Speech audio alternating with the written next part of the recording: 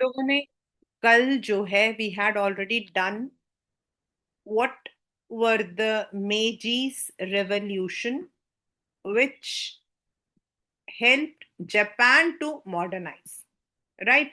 इसके अंदर हम लोगों ने ये सब चीजें तो पढ़ ली थी, but now we are moving to the next topic under the same modernisation of Japan कि what was the meaning of westernisation and tradition. Westernisation and tradition को उन लोगों ने कैसे लिया था। नाउ देखो, एक वेस्टर्नाइजेशन जो है ना, एक बहुत बड़ा टॉपिक है इन जनरल। मतलब if we talk, if we debate, हमारे ट्वेल्थ में भी है, in political science also we have successive generations of Japanese intellectuals had different views on Japan's relation with other countries. ये हमेशा रहता है। कुछ लोगों का मानना है कि हमें जो है दूसरे कंट्रीज के जो ट्रेडिशंस हैं उसको अलाउ नहीं करना चाहिए, तो कुछ मानते हैं कि yes we should take it. India को खुद को बहुत टाइम लगा था to adopt many of the changes that western countries had. बहुत टाइम लगा हम लोगों को भी, ऐसा नहीं कि एक दिन में हम लोगों ने भी किया है। To some, the USA and Western European countries were at the highest point of civilization, to which Japan aspired. जैसे वहां पे एक मतलब मेजी इंटेलेक्चुअल ने बोला कि जापान मस्ट एक्सपेल एशिया, मतलब उसको अपना वो जो एशियन कैरेक्टरिस्टिक्स हैं उनको हटा देना चाहिए। एशियन का मतलब ऐसा नहीं कि हम बुरे हैं, लेकिन एशिया में क्या है ना कि जो एक्सपेंशन है, ब्रॉड माइंडनेस है, वो बहुत धीरे धीरे आया था। So the next generation questioned this total acceptance of Western ideas and urged that national pride should be built on indigenous values. ये उनका मतलब कुछ और लोगों का मानना था, लाइक वहां पे मियाके करके एक इंसान था, उसका मानना था कि हमें अपने स्पेशल टैलेंट्स को इंक्रीज करना चाहिए। To devote oneself to one country is to devote oneself to the world. By contrast, many intellectuals were attracted to Western liberalism and wanted a Japan based not on the military but on democracy. Like a popular leader, Uki, उसने demand किया constitutional government का। And he put that जो हमारे पहले थे, like French revolution था, that is one of the very important revolution for the world, उसके हिसाब से उसको लिबरल एजुकेशन होना चाहिए। Freedom is more precious than order. Others even advocated voting rights for women, और इसीलिए शायद वहां पर एक कॉन्स्टिट्यूशन बना था। This was what we had completed yesterday. Now come to the daily life, how people saw. Japan's transformation into a modern society can be also in the changes of everyday life. मैं अपने आप को इस चीज से बहुत relate कर सकती हूँ। What my parents were when we did not have what we call as a new economic policy, 1990s के जो पॉलिसीज थे, जब घरों के अंदर चीजें ऐसे नहीं होती थी जैसे आज होती हैं। डेफिनेटली जब आपकी कंट्री किसी चीज को एम्ब्रेस करती है तो उसका फर्क आपके घरों में भी आता है। That was case in Japan also. The patriarchal house hold system comprise many generation living together under the control of head of the house. जैसे हमारे यहाँ होता है दादाजी head of the family, and उनके नीचे उनके बच्चे, उनके मतलब बेटा सारे, बेटे बहू पोते पोती सारे, सिमिलर। एंड पेट्रियार्कल मतलब the male member is the head of the family. But as more people became affluent, new ideas of family spread. The new home, जिसको होमू उन्होंने बोला है, saying as was the nuclear family where husband and wife lived as the breadwinner and homemaker. New. This new concept of domesticity in turn generated demands for new type of women. अब एक घर होता था, या मतलब एक time होता था एक घर में एक गाड़ी होनी बहुत बड़ी बात होती थी। मतलब वो होती थी एम्बेसडर गाड़ी होती थी, जिसके अंदर जब चाहिए होता था तभी लोग जाते थे। It was not that every one went, सब लोग कहीं नहीं जाते थे। एंड जाना भी होता था तो गोदी में बैठ के जाते थे सब। It was not like, it was more like you know अब डंपिंग मशीन देन। बट अब घरों में अलग अलग आ गए हैं, सबके घर में अपना अपना है। पहले एक चीज से काम चला लेते थे, एक प्रेस होता था सब लोग यूज कर लेते थे, एक नहीं तो दो होता था बस। अब सबके कमरे में अपना होता है। So this is how changes came up. तब चीजें महंगी थी, तो एक सामान खरीदना मुश्किल था. देन आपके कंज्यूमर गुड्स इजीली मिल रहे हैं तो लोग खरीद लेते हैं. This times of family entertainment, new forms of housing. In the 1920s, construction companies made cheap housing available for a down payment of 200 yen. Yen is their currency. And a monthly installment of 12 yen for 10 years. जो EMI का scheme था. यानी when this at a time when the salary of a bank employed a person with higher education was 40. यानी कि उसके अगर वो 40 येन करता था तो उसमें से वो जो है 12 येन एज ईएमआई दे देता था. मतलब इस वजह से क्या हुआ कि nuclear family system, then demand for more consumer goods, entertainment, ये सब आपका नया आया. ये देखो, मोगो, मोगा, an abbreviation for modern girl, मोगा. It represented the coming together in the 20th century of ideas of gender equality, a cosmopolitan culture, means a city culture, and a developed economy. The new middle class family enjoyed new forms of travel and entertainment. Transport in cities improved with electric tram, public parks were open from 1878. Then departmental stores open हुए.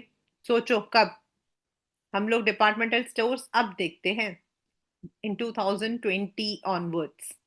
In Tokyo, the Ginza became a fashionable area for Ginbura, that is Ginza Burbura, walking aimlessly. ऐसे ही घूमते रहना. The first radio stations opened in 1925. India में आपका जो है 50s में आया था, AIR वगैरह 40s के बाद आना शुरू हुआ था, एंड दूरदर्शन 56 में आया था. Matsui Sumako, an actress, became a national star with her portrayal of Nora in the Norwegian Reiten, A Doll's House. Movies began to be made in 1899. India में 1910 के बाद थे. पहले तो हमारे वो थे without any sound. Alamara was the first movie with sound. The period was one of the great vitality and questioning of traditional norms of social and political behavior. और इसके साथ आपके लोगों के जो नए विचार, मॉडर्निटी जिसको हम बोलते हैं, क्योंकि सिनेमा, मतलब मैं कह सकती हूँ पर्सनली कि आई हैव ऑलवेज, मतलब अभी भी मैं बहुत ज्यादा मतलब डिबेट लेती हूँ इन चीजों पे कई बार, कि सिनेमा जो है वो हमारे सोसाइटी का एक आईना होता है. तो जैसी सोसाइटी हम बनाना चाहते हैं, सिनेमा का उस पर बहुत इन्फ्लुएंस रहता है. नेचुरल है कि अगर सिनेमा में कोई नई चीजेस आई है, जैसे आज एक कल्चर है ओपननेस का, to some extent openness is very good, बहुत अच्छी चीज है, but at times openness doesn't, that reflects your society. तो इसी तरीके से जापान के अंदर भी वो चेंजेस रिफ्लेक्ट हुई. Changes in their thoughts, changes in the family system, changes in the entertainment, overcoming modernity. Now the next question or challenge आप बोल सकते हो वो है, modernity को कई लोग इतना आसानी से ले नहीं सकते हैं. State-centered nationalism found full expressions in 1930 and 40 as Japan launched wars to extend its empire in China and other parts of Asia.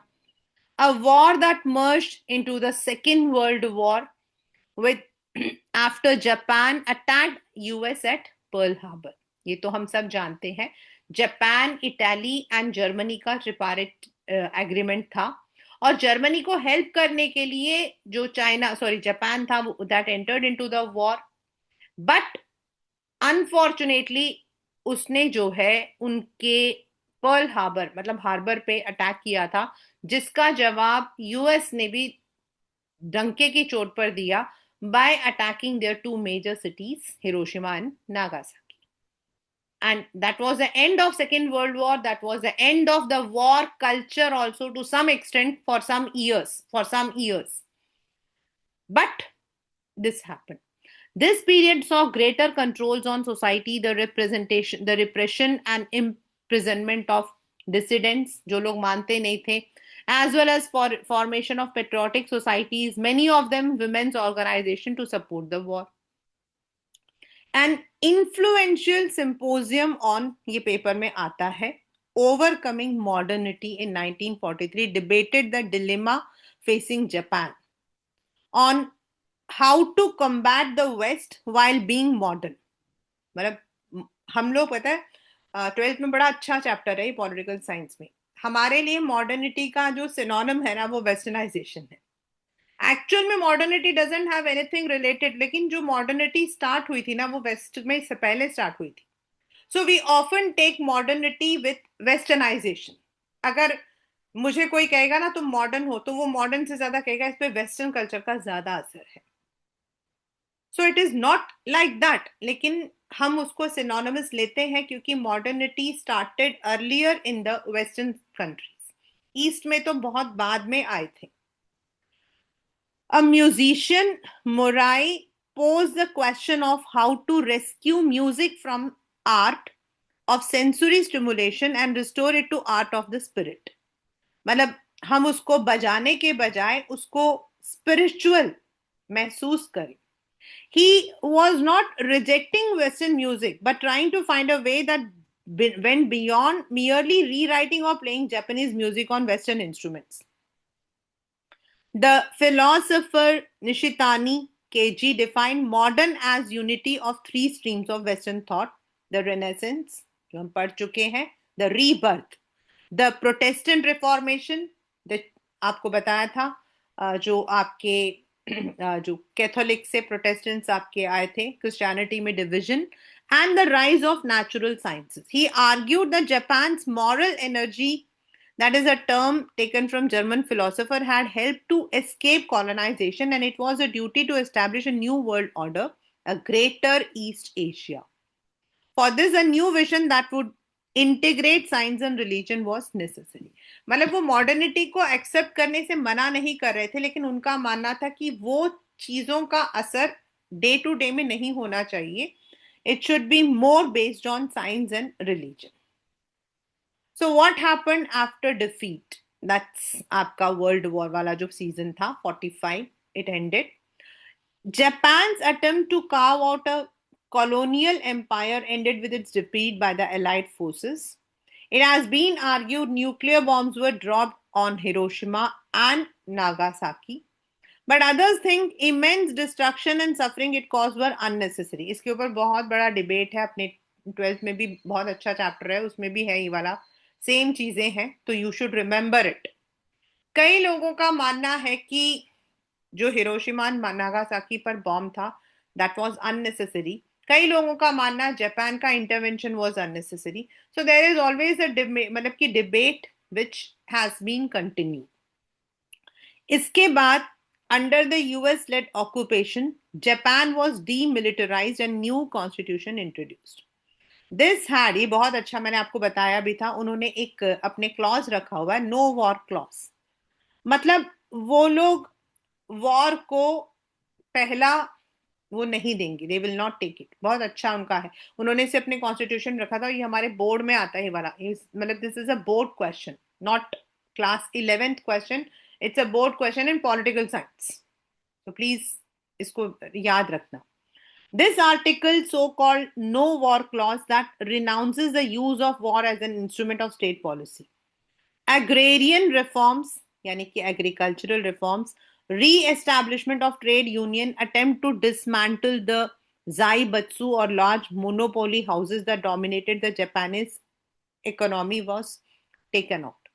Political parties were revived and first post-war elections held in 46 where women voted for the first time. 46 आपका जो था when women got the right. French में, France में 48 में मिला था, इनको 46 में मिला था, हमें 47 में मिल गया था. मतलब हमने तो जिस दिन हमें आजाद हुए थे हमें तब से पता था कि वी हैव द राइट.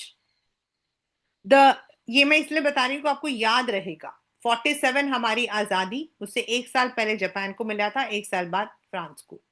तो if the question comes in one marker you can remember. और नो क्लॉज वाला याद रखना. The rapid rebuilding of the Japanese economy after its shattering defeat was called as a post-war miracle.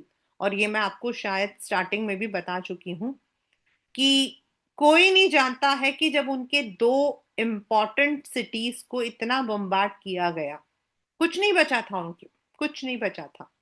But how miraculously they have developed to this extent that today they are ahead of many countries. The constitution, sorry, but it was more than that, it firmly rooted to its long history. The constitution was democratized only now, but the Japanese had a historic tradition of popular struggles and intellectual engagement with how to broaden political participation. The social cohesion of pre-war years was strengthened, allowing for a close working of government, bureaucracy and industry. इसके बाद थोड़ा थोड़ा सा US ने support किया, as well as the demand created by Korean and Vietnamese war also helped the Japanese economy, और इस तरीके से उन्होंने अपने आप को completely revive किया, मतलब काफी बहुत बड़ी चीज है. The 1964 Olympics, 45 में उनका हुआ, within 20 years they had the Olympics in Tokyo, marked a symbolic coming of age. In much of the same way, the network of high speed Shinkansen और बुलेट ट्रेन, हम तो अभी बुलेट ट्रेन बना रहे हैं, वहां बुलेट ट्रेन ऑलरेडी है, और आप उसमें बैठोगे ना, आपको पता भी नहीं लगेगा कि आप बुलेट ट्रेन में बैठे हुए हो. You won't even know. मतलब इतना सुंदर, बहुत अच्छे तरीके से. But they had it in 1964. सोचो हमसे कितने साल पहले, जबकि उनकी पूरी इकोनॉमी डिस्ट्रॉय हुई थी with second world war, which ran at 200 miles, यानी कि अब तो 300 miles है, have come to represent the ability of Japanese how to use advanced technology and produce better and cheaper goods. In the 1960s saw the growth of civil society movements as industrialization had been pushed with utter disregard to its effect on health and environment. Cadmium poisoning, which led to painful diseases, was an early indicator, followed by mercury poisoning in Minamata in 60s and problems caused by air pollution in 70s. हम लोग अभी भुगत रहे हैं. Grassroots pressure groups began to demand recognition of these problems as well as compensation for the victim. This is how they even sustain their environment. अभी ये वाला जो मंथ है ना, दिसंबर, जनवरी, फरवरी, Japan has a very beautiful season called the cherry blossom season. वहाँ चेरी ब्लॉसम होते हैं और पेड़ों पे ऐसे आप रोड पे जाते जाते आपको चेरी ब्लॉसम्स मिल जाएंगे. So beautiful. And yes, industries हैं उनकी, ऐसा नहीं है, टोक्यो अभी भी उनका है, but they have combated with those problems also. और कैसे किया? गवर्नमेंट से. Government action and new legal regulations help to improve condition. From the mid 80s, there has been an increase in decline in interest in environmental issues as Japan enacted some of the strictest environmental control of the world. In fact, अगर हमारे उसमें, मैं बार बार बोल रही हूँ, I'm sorry, apologies, लेकिन ये सारी चीजें ना हमारे 12th के एक चैप्टर है उससे बहुत रिलेटेड है, जो एनवायरनमेंट के ऊपर है, जिसके अंदर हमारा क्योटो प्रोटोकॉल है. क्योटो प्रोटोकॉल जो है, that called all the Asian countries to combat the environmental problems. और उन्होंने जो है, गवर्नमेंट ने इतना स्ट्रिक्ट ले रखा है, और तभी शायद वहां की जो हवा है वो हवा है, वहां का जो आसमान है वो आज भी नीला है. This is the reason. Today as a developed country, it faces the challenge of using its political and technological capabilities to maintain its position as a leading world power. Already बता चुकी हूं कि जापान उन countries में से है जो totally develop माना जाता, like US, Russia, Germany, then आपका ये, मतलब ये कंट्रीज वो हैं. और ये सोचो कि जापान के लिए हम बार बार क्यों बोलते हैं, क्योंकि जापान का ना ही कोई ऐसा बहुत अच्छा सा मतलब हिस्ट्री था, ना ही उनके साथ में ऐसा था कि they had lots of resources. It's an island group, मतलब जोग्राफिकली हमने स्टार्टिंग में पढ़ा ना ये सब कुछ, जोग्राफिकली ऊपर माउंटेन है, वॉल्केनिक मतलब मेन सबसे ज्यादा जहां वॉल्केनीज होते हैं वहां पर है. they don't have much resources, many of the things are imported in their country, still they have maintained to be a developed country in a span of 40 years, which is remarkable. Now we are moving to the second country, China.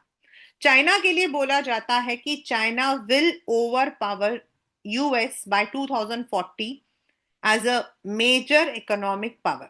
लेकिन जैसे मैंने आपको बताया कि China के कुछ ऐसी policies रही पीछे, उन लोगों ने क्लोज डोर पॉलिसी रखा था जिसके अकॉर्डिंग उन्होंने अपने आप अपना दरवाजा बिल्कुल बंद कर दिया था। Once India and China were the leading countries in, मतलब की द वर्ल्ड, बट चाइना ने अपना क्लोज डोर करा था तो कोई नहीं जानता। From pin to plane they manufactured but they were not able to peps up with west. फिर 70s के बाद उन्होंने अपना ओपन डोर पॉलिसी किया था। और आज आप मोबाइल यूज कर रहे हो या लैपटॉप यूज कर रहे हो या मैंने ये जो चश्मा पहन रखा है, इन सब के जो आपके मेन आपका रॉ मटेरियल है वो all over the world China ही देता है। चाइना है such a strong power, such a strong, मतलब आप पर्सनली समझ भी सोच भी नहीं सकते हो जिस एक्सटेंट पर हम लोग चाइना को डिपेंड करते हैं। नॉट हम, in the entire world. Everything what we are using, आज हमें मोबाइल फोन्स इजीली मिल रहे हैं, सस्ते क्यों मिल रहे हैं? आज से 20 साल पहले मोबाइल फोन्स खरीदना, it was only the celebrities, the rich people who could buy. आज कोई भी खरीद रहा है। This is because of the economic policies, modernisation. लेकिन उसके लिए रॉ मटेरियल्स आपके कहां से आते? तो उसमें एक बहुत बड़ा प्लेयर रहता है China. The modern history of China has revolved around the question of how to regain sovereignty and the humiliation of foreign occupation and bring out equality and development. Chinese debates were marked by the views of three groups. There were three groups जिनके अलग-अलग विचार थे. Chinese debates were marked by the three groups. The early reformers such as Kang Youyi or Liang Qichou tried to use traditional ideas in new and different ways to meet challenges posed by West.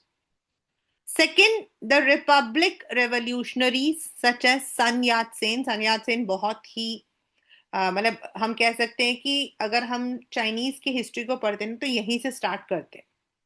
The first president of Republic were inspired by ideas from Japan and West. The third Communist Party wanted to end age-old inequality and drive out the foreigners.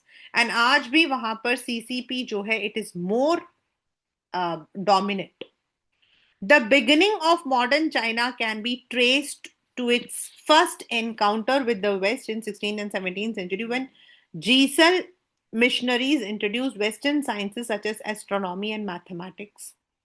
Limited though its immediate impact was, it set in motion events that gathered momentum in the 19th century when Britain used force to expand its lucrative trade in opium, leading to first opium war. Opium आपका होता है वैसे तो, मतलब हम लोग उसको गलत टर्म्स में बोलते हैं तो you can say they are the drug, but opium is also used for medicines. Hindi में हम गांजा बोलते हैं। And India was one of the largest exporters of opium to China. India से सबसे ज्यादा आपके चाइना ओपियम जाता है क्योंकि बिहार वगैरह में बहुत आपका रहता है, इसीलिए it's use as medicine basically. This undermine the ruling Qing dynasty and strengthen demands for reform and change. मतलब जब पहली बार ऐसा हुआ जब उनके साथ में, तो उस वक्त में जो उस वक्त का डायनेस्टी था, they could not, and इसी वजह से they wanted some change. You can say the opium trade. The demand for Chinese goods such as tea, silk and porcelain created a serious balance of trade problem. Western goods did not find a market in China, so payment had to be in silver. The East India Company found a new option, opium, which grew in India. Already आपको बता चुकी हूँ. They sold the opium in China and gave the silver that earned the company agents in Canton in return for letters of credit. The company used the silver to buy tea, silk and porcelain and to sell it in Britain. मतलब इस तरीके से हमारा एक triangular trade था। मतलब उसको हम फायदे में, हमें हमें फायदा हुआ था, मतलब हमें नहीं हुआ था, उस वक्त में जो ईस्ट इंडिया कंपनी थी उसको, राइट?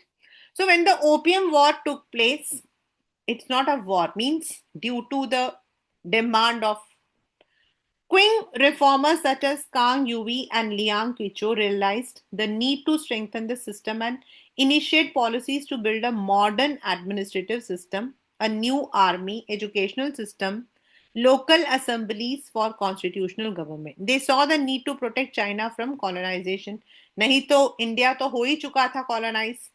जावा आपका कॉलोनाइज था, श्रीलंका कॉलोनाइज था आपका, गोवा आपका, मतलब गोवा वाज नॉट एट उस वक्त में हमारा स्टेट नहीं था, it was a separate province, it was colonise. Andaman Nicobar आपका कॉलोनाइज था. सो दे वांट, मतलब यानी कि चाइना के आसपास के maximum areas were colonise, so they did not want that to be in China. The negative example of colonized countries work powerfully on Chinese thinkers. मतलब उन्होंने देखा कि भाई जिन कंट्रीज में कॉलोनाइजेशन है उनको कितनी परेशानियां हो रही हैं, और अगर चाइना भी उसके अंदर आएगा तो जो प्रॉब्लम्स होंगी वो कैसे होंगी. The partition of Poland in 18th century was a much discussed example. So much so that by late 1890 it came to be used as a verb to Poland us. मतलब पोलैंड एक जगह है, भाई ये हमें पोलैंड करने वाले हैं. मैंने ये हमें पोलैंड करने वाले मतलब ये हमें डिवाइड करने वाले हैं. मतलब पोलैंड को एक एब्रिविएशन की तरह यूज किया गया, एक सिनोनिम की तरह यूज किया गया फॉर डिवीजन. इतना डर बैठ गया. India was another example. Already आपको मैं बता चुकी हूँ कि India was colonise, Sri Lanka was colonise, Java was colonise, Andaman Nicobar, Goa, तो मैक्सिमम हमारे कॉलोनाइज थे.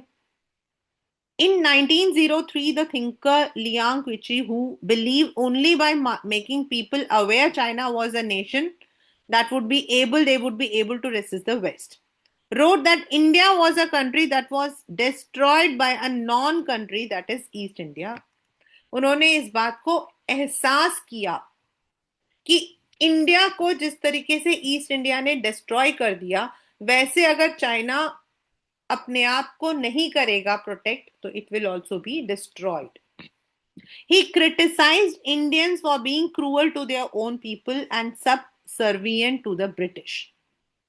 बहुत बड़ा टॉपिक है, not to debate on this. Such arguments carried a powerful appeal as ordinary Chinese could see British used Indian soldiers in their war on China. और इसका जीता जागता सबूत क्या था? चाइना पे जब वॉर हुआ था तो इन मतलब कि ब्रिटिश ने इंडियंस को यूज किया. यानी कि हम लोग जो है एक तरफ से वी वर सर्वेलेंस, मतलब हम सब सर्वेंट बन रहे थे, हम किसी और कंट्री को मदद कर रहे थे किसी और कंट्री को कॉलोनाइज करने में, जो is wrong on our part. लेकिन हमारे सोल्जर्स कर क्या सकते थे? At that moment we were colonised, we had to adhere to those problems. Above all, many felt traditional way of thinking had to be changed. Confucianism, this is a very important religion. In fact, Confucianism, Zoroastrianism, मतलब sorry एक और भी है उनका, Maoist.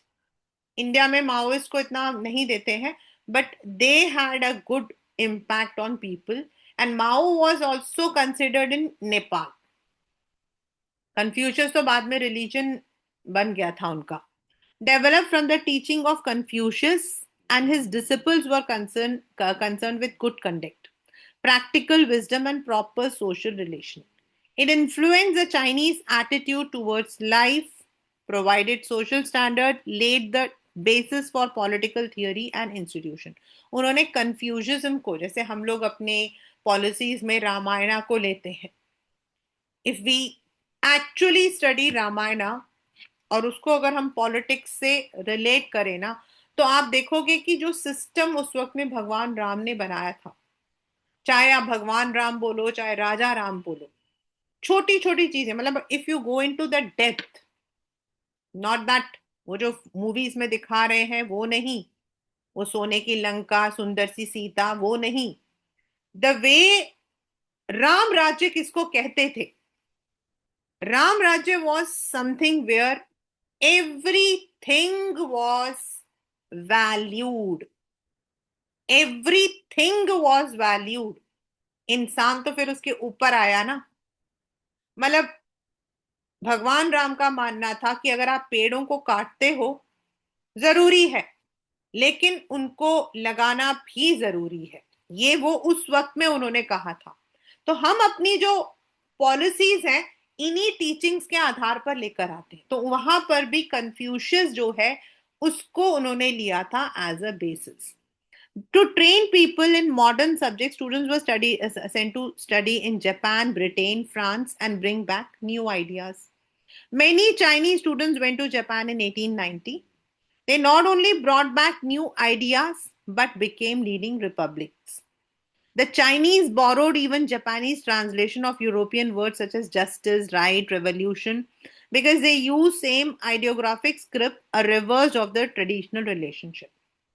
In 1905, just after Russo-Japan War, to war fought China on China's soil and over Chinese territory, the century-old Chinese examination system that gave candidates entry into the elite ruling class was abolished. वहां पर अभी नहीं, बहुत पहले से था civil exams, मतलब जब प्रिंट कल्चर वहां पर आया था ना उस वक्त में था, सोचो। बट उन्होंने बाद में उसको अबॉलिश किया था। ये मतलब 2 बार होता था, 3 साल में एक बार, डिफरेंट लेवल होता था, एंड सिर्फ 1 to 2% पीपल जो है इसमें पास होते थे। बट बाद में देर वर मेनी चेंजेस। इसी बेसिस पर आईएएस एग्जाम्स, आईपीएस एग्जाम्स वगैरह हमारे रखे जाते हैं। That's how. Now how did they establish the Republic? How what, मतलब ये हमने पढ़ा बच्चे कि ये एक बैकड्रॉप था चाइना का, जहां पर they wanted modernization, but taking the examples of colonized countries like India, they did not want to be colonized under any European country. तो उन्होंने अपने स्टडीज में, अपने सिस्टम में चेंज लाने की कोशिश की। उन्होंने अपने स्कॉलर्स, इंटेलेक्चुअल्स भेजे to different countries so that they are gathering information and knowledge. The Manchu Empire was overthrown and a republic established under Sun Yat-sen, who is anonymously regarded as the founder of modern China. मैंने आपको क्या बताया था कि जब हम Chinese history पढ़ते हैं ना, हम यहीं से पढ़ते हैं, सन यात सेन से ही पढ़ते हैं हम लोग। हमने इससे पहले की हिस्ट्री तो कभी इतना ज्यादा हम लोग नहीं लेते हैं, लेकिन जब हम चाइनीज हिस्ट्री स्टार्ट करते तो हम सन यात सेन से पढ़ते, where he came from a poor family and studied in missionary schools where he was introduced to democracy and Christianity. He studied medicine but was greatly concerned about fate of China. His program was called Three Principle. याद रखना, बहुत बहुत बहुत बहुत जरूरी है। They were nationalism. This meant overthrowing the Manchu, who were seen as foreign dynasty as well as other foreign imperialists, democracy or establishing democratic government, and socialism यानी कि equality between rich and poor. ये उसके 3 main principles थे। Dynasty को overthrow करना, जो भी imperialist है उनको हटाकर डेमोक्रेसी सेट करना, प्लस एक सिस्टम जहां पे सोशलिज्म सिस्टम है, जहां जो इक्वालिटी है वो रहता है। The social and political situation continued to be unstable. On 4th May 1919, an angry demonstration was held in Beijing in protest against the decisions of post-war peace conference. Despite being an ally of the victorious side led by Britain, China did not get back the territory seized from it. The protest became a movement. It galvanized a whole generation to attack tradition and to call for leaving China through modern science, democracy and nationalism. अब उनको जो है लगा कि उनको अपने country को save करना है, लेकिन सेव कैसे करना है? यूजिंग द मॉडर्निटी, मॉडर्निटी को यूज करते हुए उनको अपने कंट्री को सेव करना है। यानी कि एक छोटा सा प्रोटेस्ट एक मूवमेंट बन गया।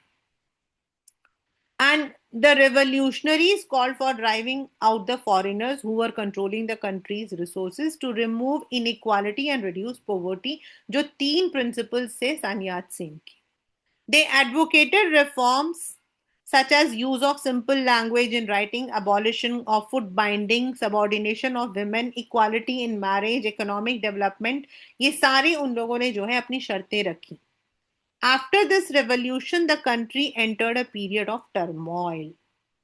The Kuomintang, यानी कि National People's Party and CCP emerged as major forces and bring stability. In fact, अभी भी इनका काफी रहता है. They are the one. Sun Yat-sen's ideas became the basis of the political philosophy of this. They identified the four great needs: clothing, house, food and transportation. जैसे हमारे यहाँ पर एक था रोटी कपड़ा और मकान. We had this रोटी कपड़ा एंड मकान थे. हमने ट्रांसपोर्टेशन नहीं रखी थी तब. After the death of Sun, Chiang Kai-shek emerged as a leader of the Gumindang as he launched a military campaign to control the warlords, regional leaders who had usurped authority, and to eliminate the communists. He advocated a secular and rational, this worldly Confucianism, but also sought to militarize the nation. The people, he said, must develop a habit and instinct for unified behavior. He encouraged women to cultivate four virtues: chastity, yani ki pavitrata, appearance, speech, and work, and recognize their role as confined to the household. Even the length of hemlines was prescribed. मतलब कितना लंबा उनको इनके मतलब कपड़े होने चाहिए, क्या होना चाहिए, ये भी मतलब उनके ऊपर पूरी वो रखी गई कि उनको कौन सा काम करना चाहिए, उनका जो घर से रिलेटेड काम है वो. लेकिन आज अगर आप चाइना जाओगे ना तो you will see Chinese women more you know they are more passionate, you can say more active. But हाँ, पॉलिटिक्स वगैरह में वो लोग इतने एक्टिव नहीं है. The Guomindang social base was in urban area. Industrial growth was slow and limited. In cities such as Shanghai, which became the centers of modern growth, Shanghai और Beijing अभी भी वही है. देर आर मतलब अभी भी अगर आप जाते हो तो दे आर मतलब अगर हमारे दिमाग में कोई आएगा ना तो हम शंघाई बीजिंग ही बोलते हैं. In 1919, an industrial working class had appeared numbering 5 lakh. Of these, however, only a small percentage was employed in modern industries such as shipbuilding. Most of them जो है छोटे छोटे दुकानों वगैरह में होते थे. विमेन काम करती थी लेकिन उनके वेजेस कम होते थे. Working hours were long and condition of work bad. As individualism increased, there was growing concern with women's right, ways to build the family, discussion about love, romance. ये इंग्लैंड में भी था क्योंकि जब विमेन घर से बाहर निकलती हैं तो डेफिनेटली बेटा उनको बहुत सारी चीजों को एक साथ देखना पड़ता. Men is not asked to discuss or involve in the family day to day affair. उनका डिसीजन मेकिंग होता है. लेकिन विमेन को तो हर चीज देखनी है. She has to create the balance. घर में बच्चे भी देखने हैं, सास ससुर भी देखना है और उसके अलावा कुछ और है वो भी देखना है. हम लोगों का सबका वही हाल होता है.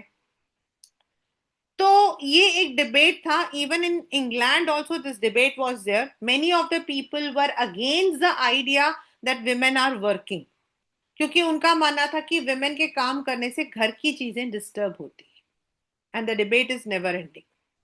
Social and cultural change was helped along by the spread of schools and universities. Peking University जो सबसे मतलब वहां पे एस्टैब्लिश हुआ. Journalism flourished, reflecting the growth attraction of this new thinking. The popular Life Weekly, edited by Zhao, is representative of this new trend. It introduced readers to new idea as well as to leaders such as Mahatma Gandhi, Kemal Ataturk. मतलब इन सब के बारे में समझना ये सब हुआ था. शंघाई आप देख सकते हो यहाँ पर एक वो बना हुआ है. That is in Buck Clayton, एक ब्लैक अमेरिकन जो है. In Shanghai with his jazz orchestra live the life of privileged expatriates. Shanghai जो है मतलब कि बहुत अभी भी Shanghai is the leading capital for, मतलब अगर हम चाइना बोलते हैं तो हमारे लिए बीजिंग और शंघाई ही आता है. But he was black, and once some white American assaulted and his orchestra members and threw him out from the hotel they played in. Thus, though American, he had great sympathy for the plight of Chinese, being himself a victim of racial discrimination. मतलब ये वहां पर उनको वो ये बताना चाहते हैं कि उनके लिए अमेरिका जो थी उनके लिए इंसान जो थे कुछ नहीं, ह्यूमन हॉर्सेस हैं. एंड देवर जस्ट उनको सिर्फ खाना और पीना चाहिए. मतलब उसने अपनी चीजों में ये चीजें लिखी हैं कि कैसे चाइना के अंदर पोवर्टी से कितने लोगों को परेशानी होती थी. So the Guomindang, despite its attempt to unite the country, failed because of its narrow social base and limited political vision. A major plank in Sun Yat's program regarding capitalism, equalizing land was never carried because the party ignored the peasantry, social inequalities. It sought to impose military order rather than address the problems faced by people. इसीलिए इतनी जल्दी कुछ भी नहीं हुआ था. Now, as I said, आज भी वहां पर क्या है, a single party system is there, which we call as Chinese Communist Party. और उनके आने के बाद, मतलब इट इज नॉट एक दिन, बट उसके बाद काफी स्टेबिलिटी वहां पर आई है. When the Japanese invaded China in 1937, the Kuomintang retreated. The long and exhausting war weakened China, prices rose up, and utterly destroyed the lives of ordinary people. Rural China faced two crises, one ecological, क्योंकि soil आपका खत्म, deforestation, flood, और दूसरा war की वजह से socio economic. दोनों चीजें थी. और वहां पर क्या था, लोगों के पास कर्जे थे, प्रिमिटिव टेक्नोलॉजी थी, पुअर कम्युनिकेशन था, स्कूलिंग वहां पर कुछ भी नहीं था उस वक्त में. The CCP had been found in 1921, soon after Russian Revolution.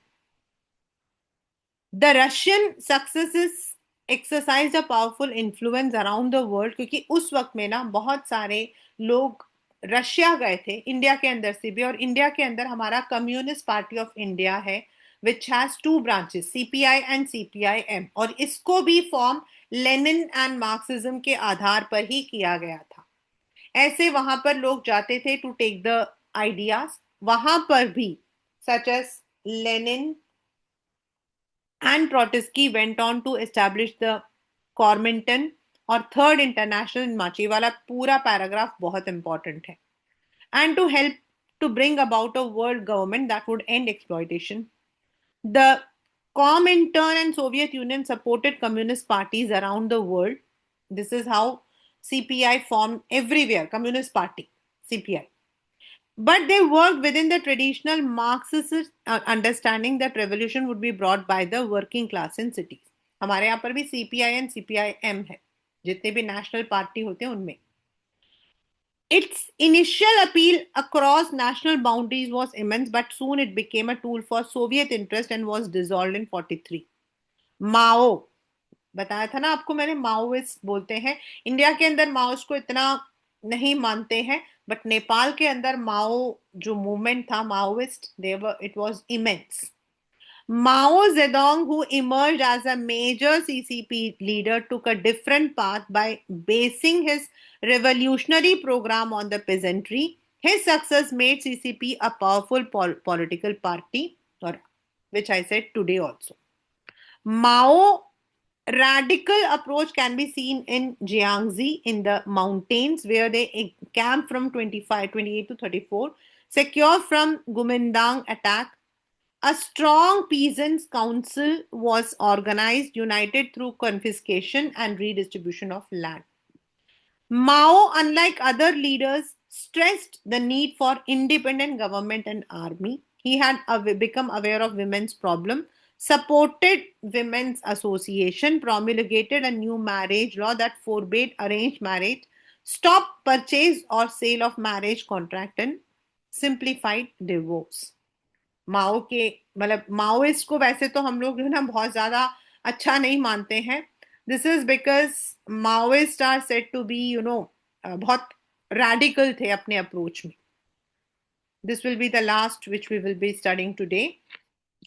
The Guomindang blockade of communist Soviet forced the party to seek another base. अब उनको वहां से भागना पड़ा. This led to go on what came to be called the Long March. 6,000 grueling and difficult miles to Shaanxi. वहां से वो लोग भागे, अपना नया बेस बनाया यानान में, जहां उन्होंने बाकी प्रोग्राम्स को इम्प्लीमेंट करने की कहा. This won them a strong social base. In the difficult years of war, the communists and the Guomindang worked together. But after the end of the war, the communists established themselves in power, and जो मतलब की Guomindang है, it was defeated. And today also CCP has a strong base. Next is how it established a new democracy. What were the conflicting visions? As I said, open door, closed door, reforms जो उनके form हुए थे, the story of Taiwan. Then what were the roads that they took as modernization? ये पूरा हम लोग कल ही complete कर लेंगे. With this Chinese path towards modernisation भी हमारा आधा हो गया है। ठीक है, आज हम लोगों ने पढ़ा था द बेस, उसका बेस क्या था, then who were the main reformers like Sun Yat Sen, Mao, then under the system of Confucianism जो उन्होंने पूरा किया था इसको, उन्होंने वो आइडियाज लिए थे, विमेन, टीचिंग, ट्रेडिशन, वैल्यूज कैसे चेंज हुए थे, राइट, और क्वेश्चंस आपके इन्हीं के ऊपर आएंगे। ठीक है,